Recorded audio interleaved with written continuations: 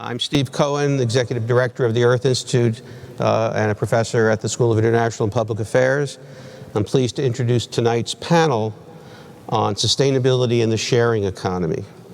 It's hosted by a lot of organizations. The Earth Institute, which is part of where I work, the Masters in Sustainability Management Program, the Masters in Environmental Science and Policy Program, and the Research Program in Sustainability Policy and Management. So the great paradox of the transition to a sustainable economy is that it's not going to be achieved in rural places where we're in harmony with nature, but rather in cities built to exploit nature without destroying it. And we're starting to see our culture and economic life shifting in a direction that's less destructive of the planet. Now, this may not be obvious to those of you watching things in the White House, but it's actually true everywhere else, or at least in many other places. The urban migration that's now underway all over the world is a phenomenon that in 2007 reached what we think of as a critical inflection point, where for the first time in world history, a majority of the planet lived in cities. And in the next 20 or 30 years, that number is going to approach 70% of the world population. Over the past decade, some American cities have begun to experience a renaissance, and the concentration of population in cities creates a number of challenges for sustainability, but also opportunities of economy of scale and creative environmental problem solving. A growing aspect of urban life is living what's called a sustainable lifestyle. And this is a way of life that sees material consumption as a means rather than as an end, and attempts to use as few resources as possible to reduce people's carbon footprints and environmental damage. And what we're seeing is consumption patterns are changing. And that's really interesting. Young people in particular valuing experiences over ownership. So rather than being defined by the size of one's home or the consumer items one possesses, the sustainable lifestyle involves a search for a different set of values. And the growth of the sharing economy, which is the topic for this evening, really demonstrates the changes in how we're beginning to consume and use goods and services. Now, sharing's always been a part of life, urban life, life everywhere.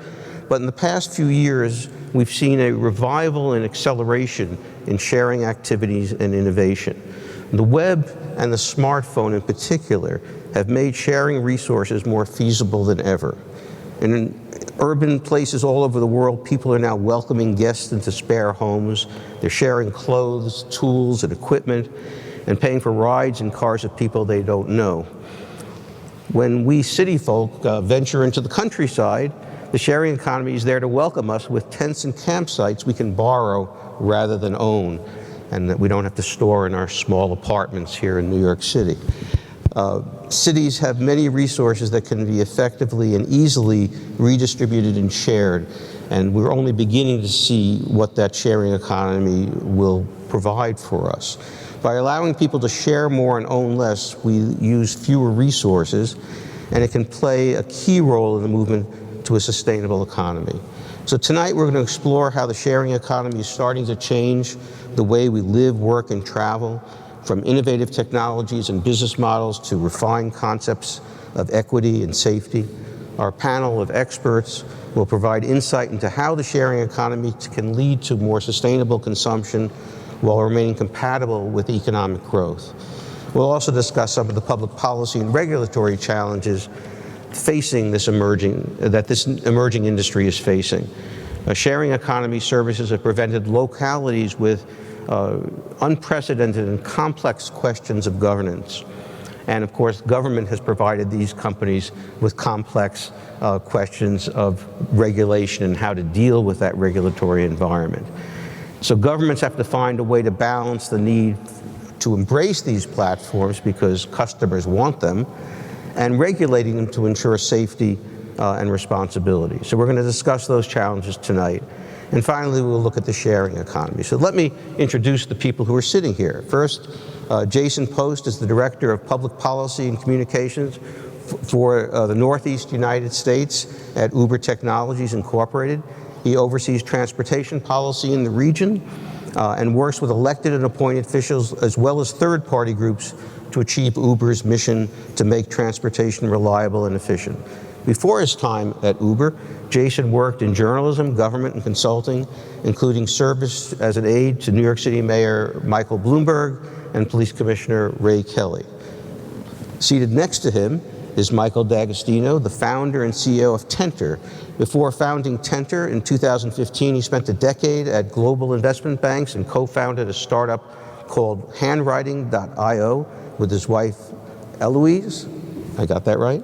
Most recently, he was a managing director for the New York Stock Exchange, where he helped take technology companies public, including Twitter, LinkedIn, and Shutterstock.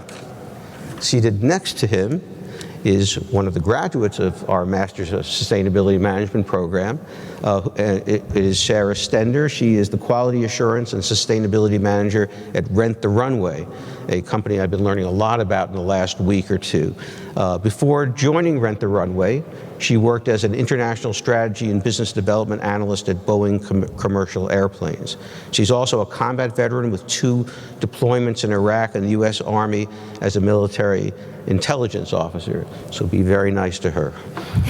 Seated next to her is my colleague and friend, Professor Bill Eimicke. He's the founding director of the Picker Center for Executive Education here at Columbia.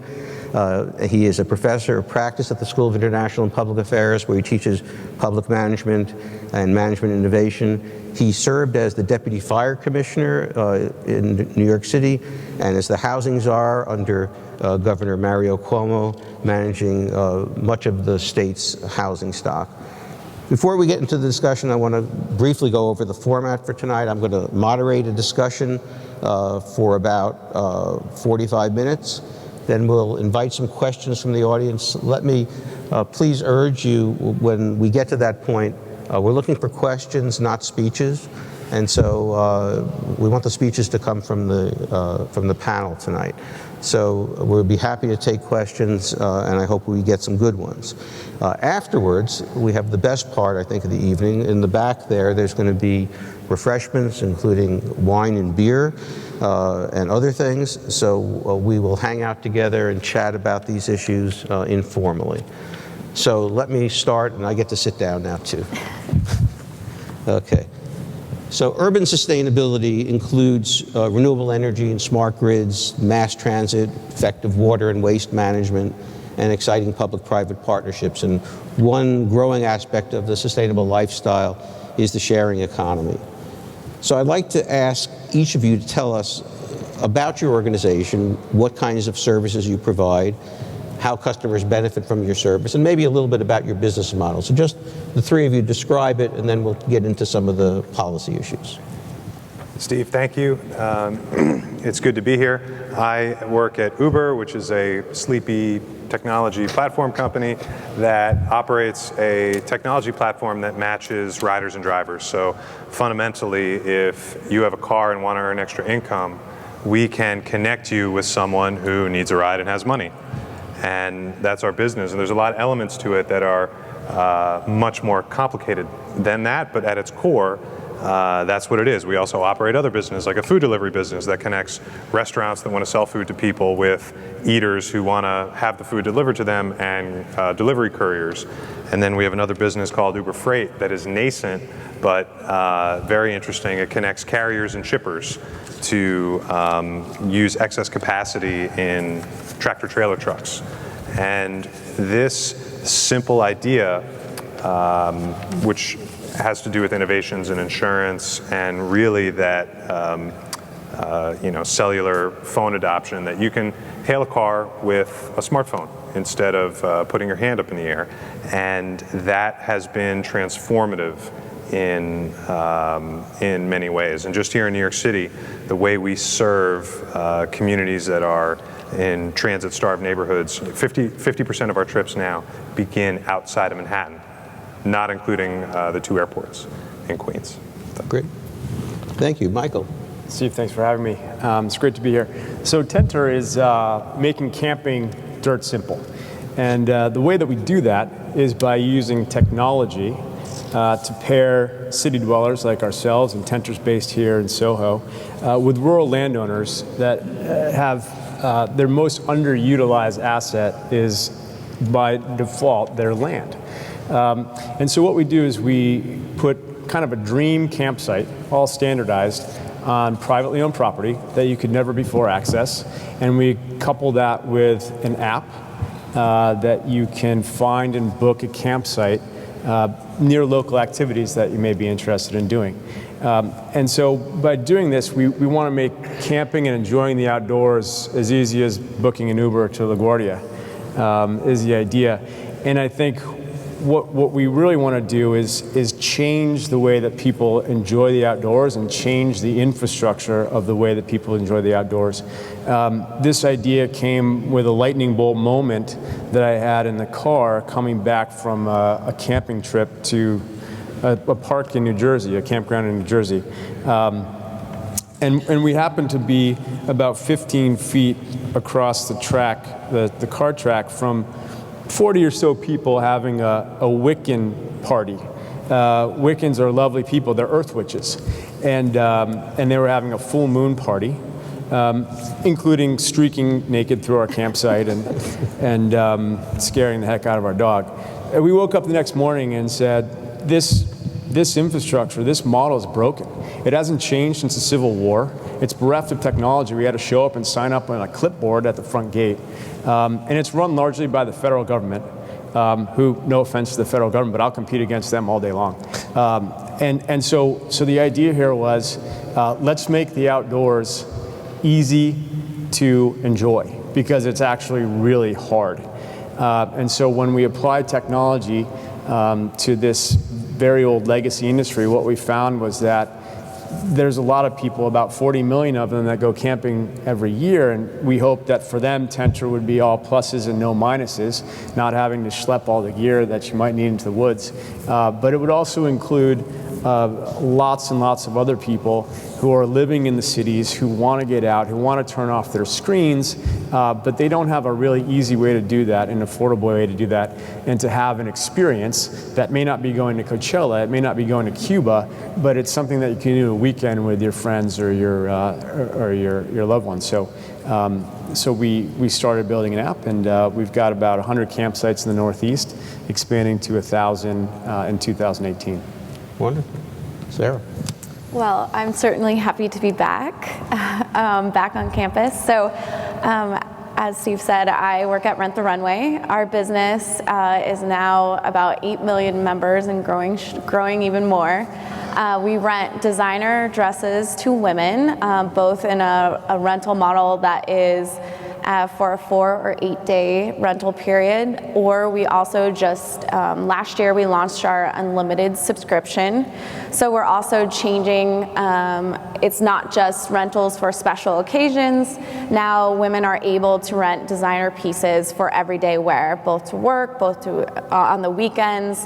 And so most recently, we just even a week ago launched another subscription level to be more accessible to even a larger group of women at a lower price point that's at under $100. So again, making fashion much more affordable. So you're looking at $22.50 per item each month. You get 4 items versus where we're really trying to target going after fast fashion. This is giving our customers an opportunity to rent beautiful, well-made garments that aren't going to fall apart, and able to provide them with the luxury of access to fashion designers they've never worn before. So we have over 500 designers that we rent their pieces out. We also 98% of our customer base have never worn a designer that they're wearing from us before, and we're almost purely launched by word of mouth. So that was the biggest thing that Rent the Runway had going for them, was whether or not our customer base would be willing to tell people, I rented the Runway. And they absolutely do. So we have online, you can go and see every garment and dozens and dozens of customers who've also worn that garment, and they can give you their honest review of why they loved it and why they would rent that again. And so we really are providing something to our customers that they can't necessarily afford otherwise. Interesting set of businesses. So I want to ask each of you about regulation, and then I'm going to ask Bill to talk about it as well from a kind of public policy perspective. So we'll start, Jason, with you. I mean, in what way is your company regulated by local governments? What kinds of issues are emerging? And how do you deal with what, at least in the two of your cases, could be a fairly complicated regulatory environment? I'll be interested to see whether what the regulatory issues might be for renting clothing, but we've heard about some of the Uber issues. Yeah, I think that transportation is regulated principally at the state and local level. And this is an area that was sleepy, without competition for a long time. And I think that in many instances delivered an inferior experience. So the area was ripe for a new entrant, and I think Uber is more well known for controversial regulatory battles, but I would submit that there are many more non-controversial battles, and there are 40 states in the US that have passed legislation that allows for ride sharing. In a typical city or state, the laws that existed pre-Uber, and the company is only 7 years old, envision for-hire vehicles. You could either be a taxi or a limo, and that was it. But with innovation, principally in insurance, but also with the smartphone, you can take a personal vehicle and transform it into a vehicle for hire just by turning on the Uber app. And to make that change in the law in many places required passing new legislation. And there is, as I've said, these bills have passed with the overwhelming support of a lot of players, including the insurance industry in 40 states, including New York State, which has allowed ride sharing outside New York City starting in June. And now all these cities that didn't have access to ride sharing, like Buffalo and Syracuse and Rochester and Albany, now have it, as well as Nassau, Suffolk, and counties surrounding New York City, like Westchester and Putnam and Dutchess and Rockland and Orange. And we're really excited about having ride sharing in these places. Great. Michael? Yes, I think we've been fortunate, I would say, compared to some of the other adjacent companies like Airbnb, for example, in terms of dealing with regulatory issues. Not that we don't encounter them, and the issues that we face are on a hyper-local level, even more granular, I think, than Jason faces. And they're all related to zoning and land use. The good news for us is that we've approached it in a hopefully congenial way with towns and municipalities, as opposed to an adversarial way. And I think the good news, again, is that these small towns and municipalities are generally very interested in having sustainable tourism in their areas, but they don't know how to get that. And I think we were able to offer a solution to this that a lot of people in these towns thought it was a good one. And to that extent, in a little town up in the Catskills, they brought back a zoning law that had been taken off the books in 2004 related to campsites and RVs. They brought it back on the books because people were parking junky RVs down by the river, and it was kind of mucking up that place for people to go and have a nice walk. And so they called us and they said, if we bring back this, cut and paste this zoning code back into the books, that's going to be at odds with what Tentrr's doing. So they actually invited us up, and I sat down. I think I spent a total of 10 hours sitting with the zoning board, and we rewrote the zoning code to be compliant. And now we can use that as boilerplate for other towns. But I think the real message, and I think this goes much more broadly than Tentrr, than my company, but that I think what the sharing economy is going to live or die on. I don't think it's going to die, but it's going to be do much better than otherwise. Is partnership with governments, and this is an idea that I think I'm borrowing from Steve Case in his Third Wave book, which is a terrific read, by the way, for anybody that's interested. But I think there is a path to manage regulatory concerns. I think it's just the way you do it.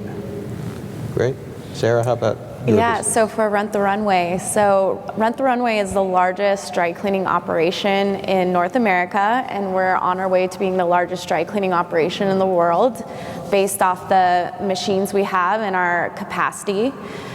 So we are tens of thousands of dresses are going through our dry cleaning operation every single day. So what I would say, I think it's really the competitive advantage that Rent the Runway is able to take advantage of, in that we're kind of ahead of regulations. Specifically, perchloroethylene is a very toxic chemical that is in dry cleaning, and it's been banned in California. So as we know, as California goes, the rest of the country, potentially could follow. So this is a chemical we've never used in our operation.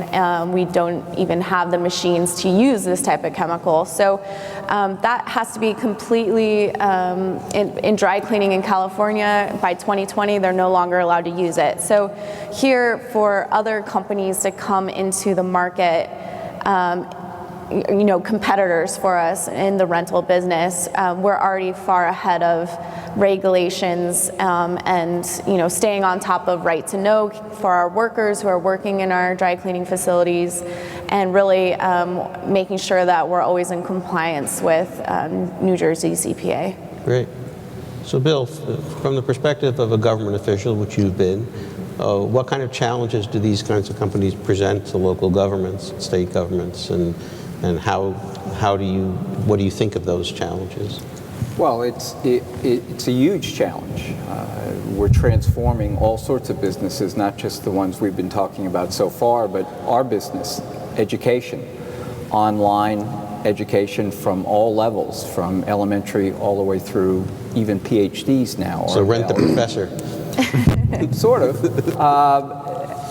E-medicine is transforming places like India, where people in rural areas can get high quality medical care from the best doctors in India. And in fact, Apollo Medicine in India operates in 15 countries.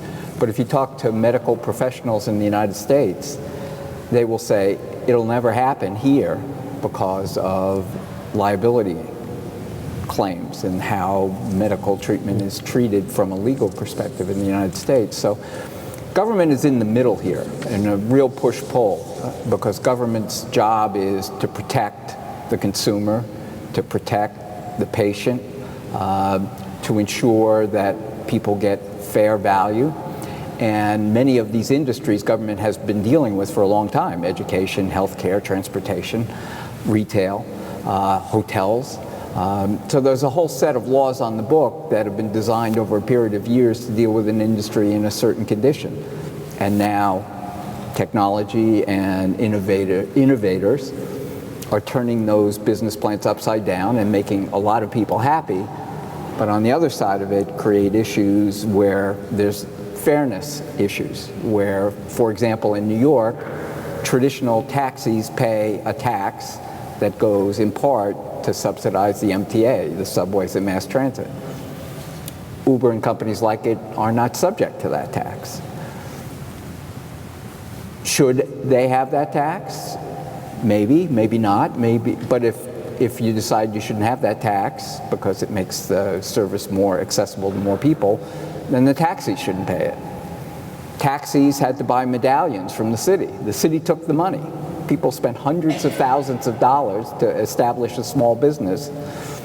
And now a new business comes in and says, well, you don't really need that. So what is the city's liability to the people who paid the city hundreds of thousands of dollars for a scarce resource that's no longer? The things that I think are most concerning and most worrisome are things like medical, like hotels. For example, in New York City and in many places, fire department inspectors that ensure the safety of buildings. In New York and many other places, the fire department is not allowed to inspect in residential buildings. Privacy, people's rights. Well, if Airbnb is putting 19, 20, 30 people in a residential building, using it as a hotel, the fire department can't go in there and make sure everything's safe and that there's the right number of people. You can't even go and look. So that's an issue. It's an issue as much for the businesses, but it's a bigger issue for the government, which is assuring people that they're safe. So it's pretty clear that people want these kinds of services and businesses, and they want these prices and in this kind of diversity. So from the company perspective, we'll start with Uber. What do you? I mean, we heard from Michael before about going up and spending 10 hours with the zoning board in this small town. What is Uber doing to engage with government, and how many hours are you guys spending on these kinds of problems? Well, I think that, first of all, on a point of fact, we don't pay the 50-cent drop tax. We pay sales tax, which is 4 times more, and includes dedicated money to MTA. Sales tax, 8.875%. 4 points goes to the state, 4 points to the city, and 0.0875% goes to the MTA. Our minimum fare is $8.50, so any Uber trip over $5.70, which is every one, is going to pay more than the 50-cent drop tax. The story of how that tax started, basically, the livery bases had the best lobbyists, taxi had the second best, and for hire had the worst. Uber didn't exist, and I wasn't in my job at that time. And as a result of that, livery got no taxes, taxi got the 50-cent drop tax, and for hire sector got sales tax.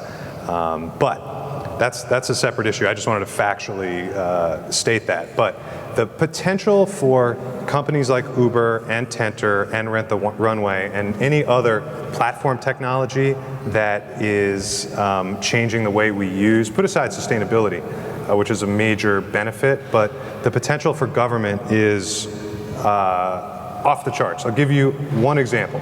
Summit, New Jersey is a small town in Union County, New Jersey.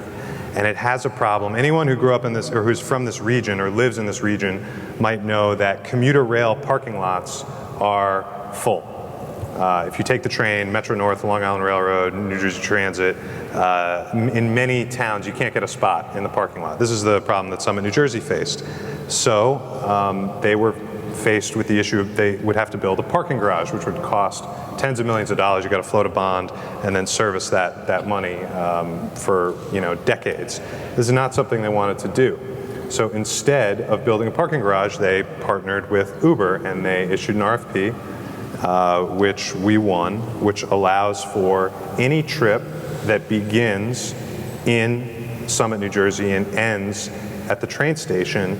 The rider has to pay $2. It costs $4 a day to park in the lot. Anything above that, the city will eat the difference. And that means that they're subsidizing people commuting to the train station by ride sharing. And as a result of that, the program is successful. It's early. It's in the beginning of its second year. So I don't want to say that this is going to work because it's still experimental, but early signs are encouraging. And if these kind of programs could result in municipalities that don't have the money not having to invest in building parking garages. So play that tape to the end, especially when you start talking about the adoption of autonomous technology. If you are in a place, think of all the space that we dedicate to parking. You can rewrite zoning rules to eliminate off-street parking requirements, and all the parking garages and the acres of open space that we dedicate to parking could be transformed into parks or affordable housing or other community uses. And those commuter parking rail lots become transit-oriented development. Interesting idea. So from looking at Tentrr and your engagement with government, what else have you had to do, and what do you anticipate needing to do as you expand? What kind of issues are you facing? Yeah, so there was another town zoning meeting in a town which shall remain nameless, up in the Catskills. We're concentrated largely in the Catskills. About 80% of our sites are there. And this town said that there was going to be a public hearing, and they were targeting regulating Airbnbs. And this had become an issue in the town with party houses and that sort of thing, as you mentioned. And so, but as part of that legislation, they also said, and there's no tents allowed anywhere. And I read this, and I said, well, we have to do something about this. So I went to the public hearing, and I said, this is what we do. Every 500 campsites, we estimate injects about $1 million into the local economy on an annual basis. Now, that doesn't sound like a lot of money sitting between these two, but when you're talking about a very small town, think of it this way. The bed tax that they collect in Delaware County, 2% for hotels, motels, and B&Bs, and now Airbnbs, and now Tentrr, raised $90,000 last year to pay for tourism efforts for Delaware County. So I think to Jason's point, sharing economy companies, because of our massive efficiencies, can drive efficiencies in directions that I think maybe governments don't appreciate yet or aren't aware of. We can put a lot more money back into a local economy than a 2% bed tax can in a whole county. And I think if you magnify that and multiply that, as we hope to at Tentrr across the whole country, there'll be real benefits to local economies. And so in the same way that the companies like ours, I think, are exploiting and really pushing massive efficiencies in our economy, that will also push massive efficiencies in benefits to local economies. And so one of the ways that we look at Tentrr is really adding to the economic resilience of a rural economy in ways that government can't do, and that even, to some extent, large business can't do, because by putting these little teeny beautiful campsites on lots and lots of small privately owned properties, it starts to add up to real money. And so I think the efficiencies need to be looked at in both ways, not only as detrimental to some legacy industries, but also as really positive ways to support people and economies that are having trouble. Okay. Sarah, what about engagement with government from your company? Yeah, so Senator Booker's office came to RTR because they wanted to see our distribution facility. So obviously we're a technology platform as well in the fashion industry, but we also run a very large distribution center where our dry cleaning facility is in New Jersey. And we have actually the opportunity to develop employees within our company into skill sets, both in our dry cleaning operation as well as our repair operation. And so they were really happy to see that we are where so many other organizations that have facilities in New Jersey, they're moving towards technology and robots and everything like that. We actually have a business that is very reliant on manual labor of checking dresses, of repairing dresses. And so we really pride ourselves on really developing employees. We have, in the winter, we'll have nearly 1,000 line staff in our building that we are, and a huge portion of that are full-time employees. They're not permanent staff, and we have a very high percentage of line staff that have transferred into management positions at our building. And so I think even to what we offer to our employees, we offer English classes to our line staff so that they can where Spanish is their first language, and so that they can develop further, as well as both our dry cleaning courses and our repair courses give them skill sets that they can actually start a business on the side. So that's a lot of our regulation right now, other than, we do obviously, use different resources, water, energy, et cetera, and really staying on top of making sure we have an energy efficient building, as well as investing in the best technology to improve our energy, improve our water. So Bill, as all these new companies, all these new business models, new products are coming in, how can government develop the capacity to be agile and to, both encourage and make sure these businesses are safe, so that when they go to interact with government, they can find, a group of people who want them to succeed, but also want to make sure that people get protected? What can government do to grow along with these companies? Well, I think inevitably they will, because citizens are also customers. So if there are enough people who want to use one of these services, particularly if they're from customer to supplier, it's going to be very difficult for government to come after them and shut them down. So they're going to, if the public wants them, they're going to prosper. And so government then has to think about, are there public safety concerns? Are there level playing field concerns? Are consumers being treated fairly? Do they understand what the deal is? And that's not nuclear fission. It's not that difficult. But government has to face the issue, and I think sometimes government doesn't want to face the issue because it's a political hot potato. I mean, in Uber's situation in London is a great example of the conflict. So there are lots of different interests playing. Ultimately, the transport authority suspended the license, but is now having a hearing process. There are lots of people who use Uber there, so getting rid of Uber is probably not going to happen. So I think government needs to get ahead of these things, it seems to me. And again, I don't think it's that difficult. If we're going to change the way we use residential space, then I think government has to change the rights of the fire department to inspect facilities. If it's acting like a hotel, then it needs the same kind of safety provisions as a hotel. And then again, that will open to the public, who may say, no, wait a minute, we don't want them in apartment buildings. Then the choice has to be, well, then you can't have hotel-like facilities in an apartment building. Yeah. There are choices to be made. So the issue really comes down to engagement and participation. Absolutely. And Absolutely. I think the business side seems to be getting that message. So let me turn the page a little bit before we see if there's questions from the audience.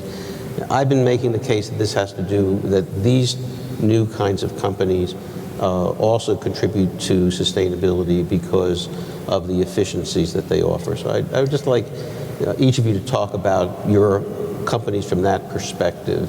And in some cases it's a little bit of both, but I think in most cases you have to argue that this is an exciting new area of consumption. So we'll start with Uber. I think that when the studies show that the more people use ride-sharing services like Uber, the more they use other modes, like walking, biking, bike share, bus, and rail. And the more people have vehicles, personal vehicles, the more they tend to use them. A car is a very expensive asset. Once you purchase it, you have to insure it, garage it, maintain it.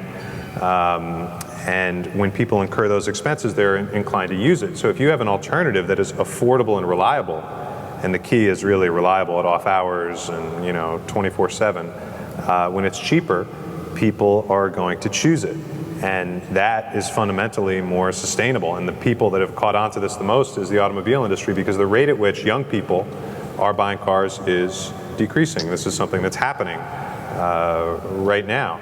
And you think about anyone in this room own a car, think about what your car is doing right now. It's probably idle, because 95% of the time cars are idle. And these are really expensive assets. And most of the time they just kind of sit there. So there's a massive opportunity to have ride sharing be complementary to other modes and reduce reliance on the personal vehicle. Now there's also a chance you could pull people off more efficient modes like mass transit, and that's something that we want to avoid. And when I think about Tentrr, I think about as we move to more and more people living in cities, we want to make sure they value the natural world or they're not going to want to preserve it. So that's one of the things I think your company brings to bear. But there's also other efficiencies, it seems to me, that in a sense, tent sharing gives us. Why don't you tell us about some of those? Yeah, well, I appreciate this question. I feel like it's a great for right down the center home plate for us. Because in essence, what we're trying to do is build the new model for sustainable tourism, ultimately around the world. And you know, we've had kids go on Tentrr camping trips that have never seen a frog before. That's weird. And so I think what we're seeing is in this past year, 1 million millennials went camping for the first time. And I think what's driving that is a little bit of backlash from our urban lives and from the time that we spend in front of screens. And so this company was started just because I wanted to get the heck out of here and on the weekend and look at a tree, for heaven's sake. And I think there's a trend towards that. I think what we're seeing in places like Barcelona is a moratorium on additional hotel units and Airbnb units because of overcrowding on the tourism side. And so we're seeing rural stay and farm stay really rocketing up. And in terms of just raw sustainability, we did a study, and what we found was that based on the number of campsites we're going to have in 2018, comparing the water consumption and comparing the CO2 output of Tentrr campsites versus legacy hotel and even Airbnb properties, what we found was, I thought it was cool. If you took all the water that was saved, because hotels use a lot of water, and if you took all the water that was saved by people staying in a Tentrr campsite versus staying in a hotel room, and that water, let's pretend it was white paint, you would be able to paint the White House every year for 19,449 years. That's a lot of water. On the CO2 output, if we take the same 1,000 campsites and we look at the CO2 output of a Tentrr campsite versus again legacy hotel and Airbnb units, we find that CO2 output is equivalent to 100 households per year. So we're proud of that. But I think sustainability means a lot of different things for a lot of different people. And I think from our standpoint, sustainability also means preserving land. And so one of the things that happened this year that I was most proud of, frankly, is an older couple, retired couple, was in the process of selling a parcel of land that they were going to use the proceeds for their retirement income. And they were having trouble with the closing of that property. And so the woman wrote me an email and she said, this is, your business is so wonderful and we're living off of the proceeds from our Tentrr campsite. Had we not been able to have those proceeds, we would have had to sell our property. So there would be another family farm. And just side note, when I was in 6th grade, I wrote a report on the vanishing farms in Connecticut where I grew up. And the mayor gave me a medal, more like a gold star. But so I have a deep appreciation, lifelong appreciation for preserving land preservation, particularly farmland. And so when you think about the fact that in upstate New York there are 39,000 family farms, averaging 200 acres. There's already non-family members working on the farm, and they're already monetizing their land, and they have a lot of it. And so to have 1 or 2 Tentrr campsites on a couple hundred acres and make $20,000 a year, that's great. The reason is because the average family farm in upstate New York only makes about $100,000 a year, with $17,000 of capital expenses to keep the wheels on the tractor. So I'd be proud if we can continue to help those situations and to help the economic resilience and sustainability of land so that future generations can enjoy it. So let's talk about clothing and its sustainability. Okay, so where do I start? Well, we just recently launched this new subscription, and one of our slogans is buy less stuff. And so when we see that, we have a stat that 30% of women, or excuse me, only women in the U.S. only use 30% of their closet, what's in their closet, actually wear it. There's also a stat out there that for a special occasion dress, not necessarily jeans or something you wear every week, that item is worn less than 7 times. I even did a test of that for my graduation dress from Columbia, and as hard as I tried, I couldn't get past that number, even though I had attempted it. So what Rent the Runway is really doing is we're also addressing the end of the life cycle of a dress, where the rest of the fashion industry really can't do that. So we're trying, with smart buying and responsible dry cleaning, we're able to make a dress last or a garment last as long as possible. So we always are trying to hit at least 30 turns of a unit at the very least. Obviously, sometimes things get damaged out before then, but we also have garments that we've been able to rent 150 times, and they still look amazing. And so not only do we have this process in creating the sharing economy of getting 30 wears from all different types of women, but we also extend the life cycle of this garment by selling it at our sample sale. So then it's going to get more life out of it when someone buys it at our sample sale, or we donate it to really worthy causes. And I'm really starting to tackle our textile waste and what we do with that, and how we can create and upcycle and recycle our textile waste. So, but also, innovating and really leading and benefiting from our shipping and how we're choosing to ship. And so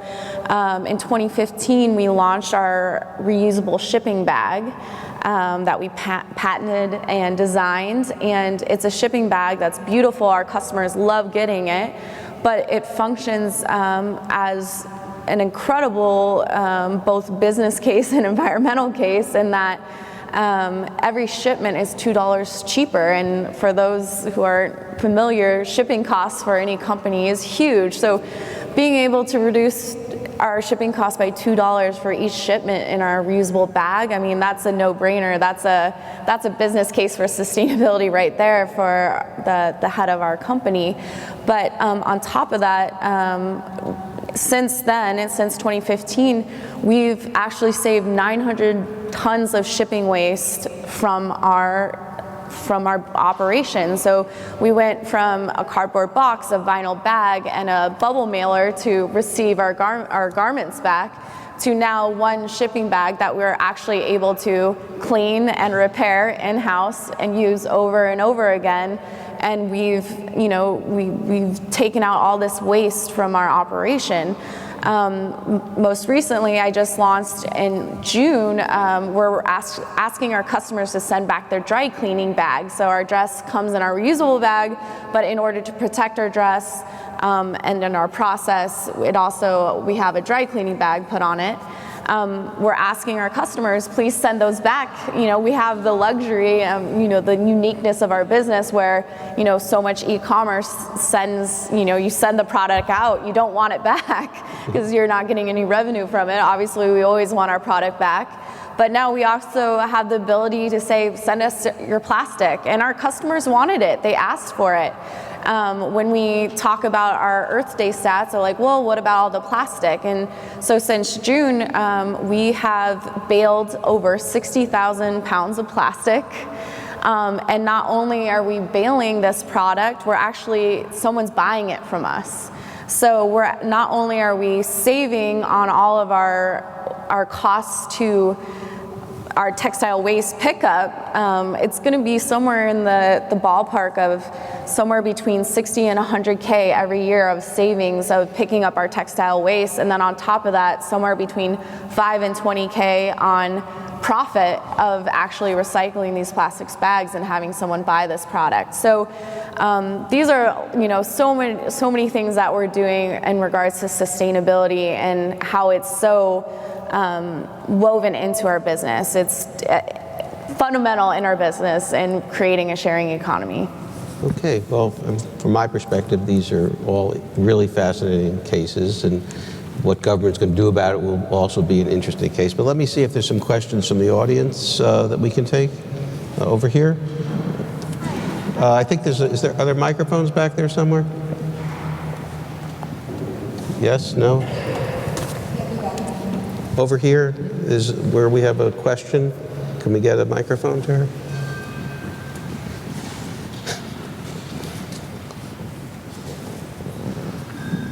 No, up here.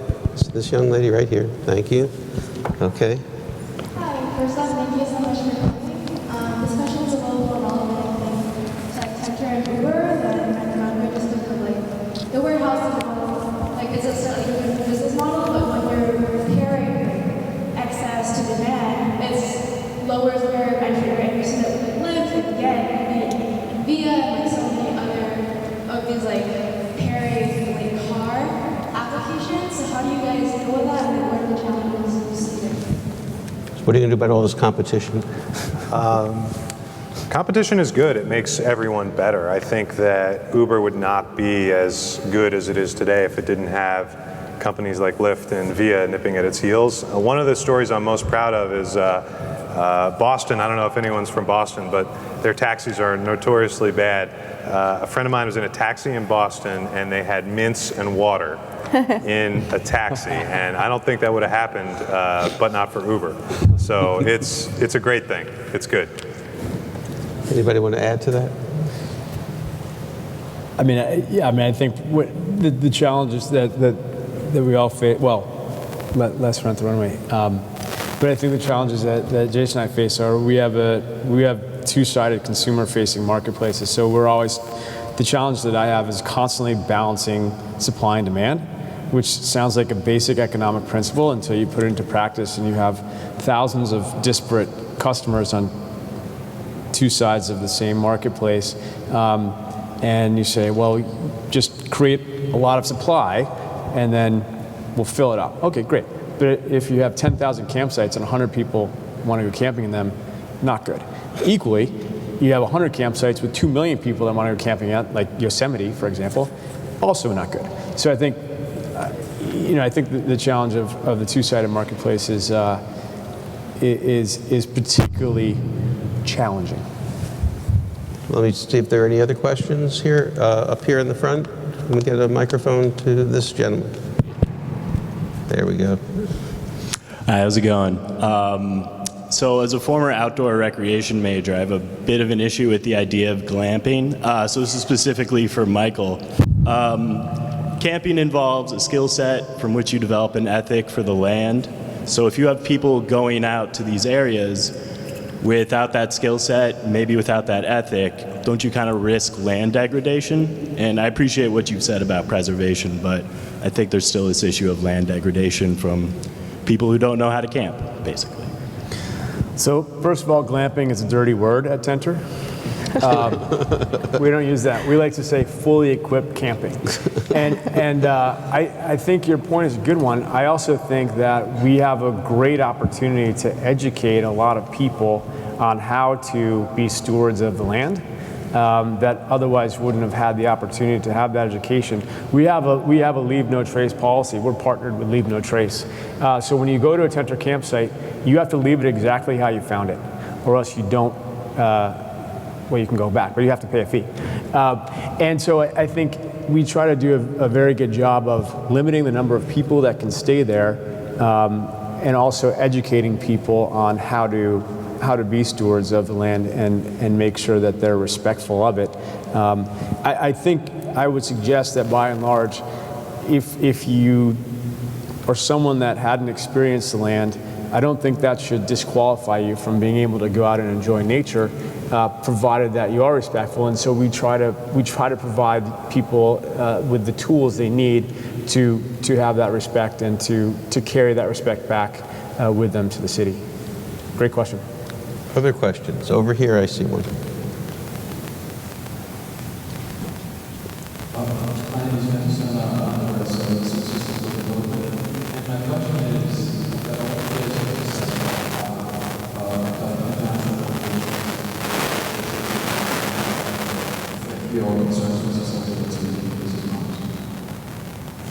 all Not sure I got the question. Can you repeat it? how international regulations affect. Oh, how does international regulations? You're not international yet. We're not international yet, so I'll let you know next time You're I'm not back. international yet. Okay, so we're only talking about one company here that has to deal with that. So we're in 400 cities around the world, and we have one app that works in all places. It's the same app you get on the App Store. And fundamentally, we say, and an expression I've heard, and things that people that work in a lot of states or countries, everything is different, yet everything is the same. So every country's regulatory framework is different. In South America, there's a practice of taxing by the kilometer. And in Singapore, forget about operating a vehicle business in Singapore. It's very strictly regulated. So everything's very different. However, everything is the same because what do people care about? Public safety, consumer protections, and taxation, insurance. You solve for those issues in that, and in that country. And Uber, we have 12,000 employees that are all over the world, and our company is decentralized, so it really feels like you're taking the service in the country that you're in. So international, we're a global company, so it's just kind of part of the everyday operation. Okay, we'll take one more question from up here, and then I'm going to have everybody give us a last word before we inform. First off, I want to thank you for joining us tonight. My question, I want to ask about the more fundamental issues of society, such as income inequality or child labor in fashion. I believe the sharing economy enables people to for example, Airbnb, rent their own homes, and the people to become part of that industry. So they're actually more powerful, or they have more market cap than Marriott or Hilton. And in the case for and the question, Alireza, is? My question is, how does the sharing economy help societies to tackle some of the more fundamental challenges that they're facing, such as income inequality or other societal challenges? We'll get everybody into that. Bill, why don't you start? We'll have everybody address that. Well, I think there's the good news and the complicated news. So the good news is new businesses create new jobs. 253 different places applied to be the second headquarters of Amazon. So there's lots of new jobs, and that benefits people, gets people more income, and hopefully in the long run closes the inequality gap. The challenge is that innovation also eliminates jobs. So ultimately, if Uber becomes autonomous vehicles, all these new jobs for drivers will go away. Now, presumably, new jobs will be created building autonomous vehicles. So government is in, I think, a very important position of trying to balance all these things out and making sure in the long run that people can earn an income and earn a decent, fair income wherever they're working. So Sarah, how does Rent the Runway make the world a better place? Yeah. So I think what we're going to be seeing for the fashion industry, the fashion industry right now is the second largest polluting industry after oil, regarding all of our textile waste causing methane, and as well as all the polluting in freshwater sources. And so I think that the fashion industry has a long way to go, but I think we're just starting to hit that. And I think where renting comes into play is you get to enjoy trends, but it's not, going back to, there's a great documentary called The True Cost. And so the true cost of a garment, if you're going to a store and buying it for $4, that is not the true cost of that garment.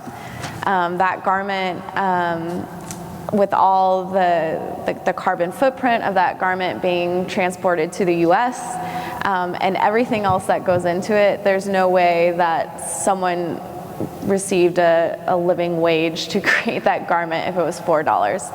And so what Rent the Runway is doing is it's allowing customers to be able to be on trend or enjoy fashion, but doing it, in a responsible way where, it's garments that aren't going to fall apart on the first time you wear it. It's garments that we know we're buying garments that are going to last and that will actually make it through our dry cleaning process. And so this is totally going to be changing the dynamic of buying overconsumption for the fashion industry.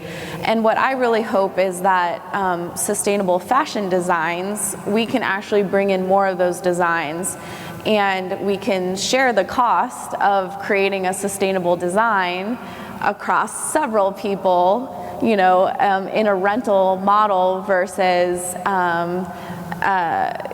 these supply chains for fashion that go so deep and are not socially or environmentally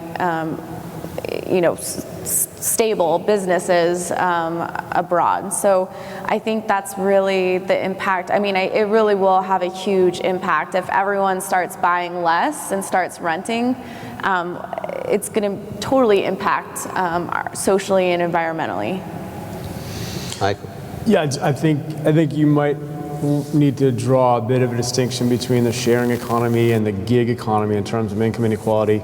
I think that sharing excess capacity in automobiles, land, and clothing is a little bit of a different discussion than the gig economy, which is there's good and bad about that. But I think in terms of how my company is hopefully having a positive influence on income inequality and income distribution, is that we're kind of the first technology company that wants you to turn your computer off. And the reason behind that is because we want you to go to rural areas. So I think we're one of the first sharing economy companies that is specifically dedicated to rural economies. A lot of the sharing economy companies have started and thrived in urban areas, which makes a lot of sense. Uber is where most of the cars and transportation are required. Fashion is everywhere, but so that's not a good example. So you're a pioneer in the rural sharing economy as well.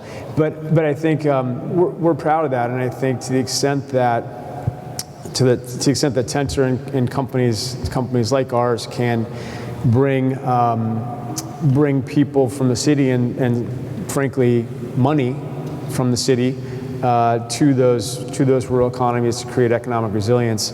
But we're proud of that. Great. Jason. I think fundamentally it's the job of government to set the playing field and the rules that provide for public safety and consumer behavior.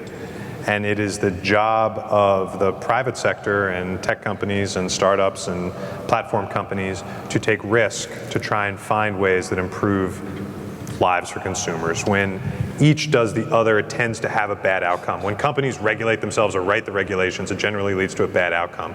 When government tries to invest in what companies are going to be successful or not, the track record is not good. And I think that's kind of the role in an ideal system. And as it relates to the companies, speaking broadly, you can use technology to democratize access to earning money and lower barriers. With technology, you lower barriers and make it easier for people to earn money. So I'm going to ask each of our panelists if they have a last word before we conclude. Bill? Well, it's a very exciting time, I think, to be alive. There are new opportunities every day, and if we're smart about it, we can make the world a much better place, primarily by the sectors, and we didn't talk very much about the social sector, but getting engaged all of society toward a common goal of making the world a better place. I think it's a great opportunity. Sarah?